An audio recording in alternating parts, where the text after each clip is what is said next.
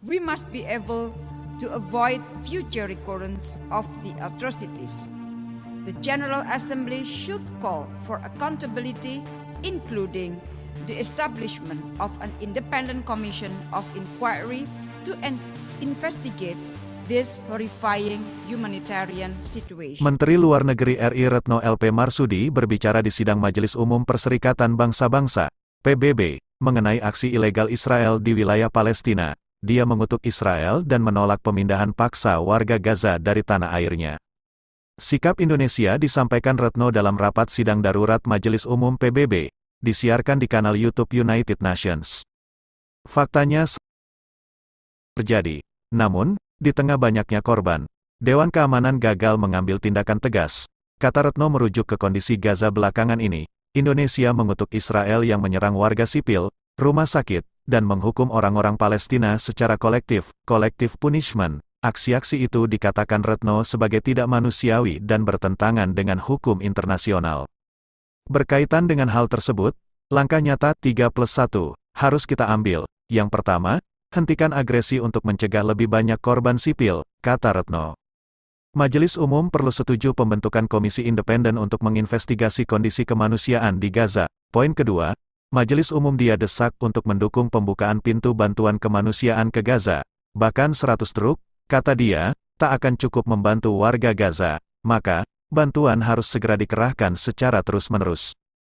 Poin ketiga, menolak pemindahan paksa warga sipil di Gaza. Orang-orang tidak boleh dipindahkan melawan keinginan mereka. Seruan untuk mengevakuasi area Gaza Utara ditambah pemboman rumah-rumah, blokade aliran listrik, gas, bahan bakar, air, dan bertahun-tahun penghukuman kolektif. Itu adalah kejahatan kemanusiaan, tutur Retno. Majelis Umum PBB perlu menyerukan penghentian pemindahan warga sipil Gaza dan melindungi warga sipil Gaza. Hal yang paling mendasar, perlu upaya penyelesaian akar permasalahan konflik Israel-Palestina. Tidak akan ada perdamaian hingga kita mengatasi akar permasalahan konflik. Pelanjutan proses perdamaian untuk mewujudkan solusi dua negara adalah suatu keharusan, kata dia. Bismillahirrahmanirrahim. Mr. President, I'm standing here not only as the Foreign Minister of Indonesia, but also as a woman, a mother, and a grandmother. I plead, stop the killing, protect the civilian, let in the humanitarian assistance. Use your heart. Use your heart for justice and humanity. Mr. President, countless times have we stood in this hall to relieve the plight of our Palestinian brothers and sisters. Countless times have we asked the General Assembly for emergency session on the fate of the Palestinian people. Countless times have our hope been crushed due to narrow political interests.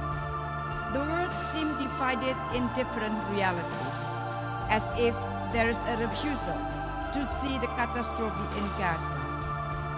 The fact is, attacks and killings continue to take place.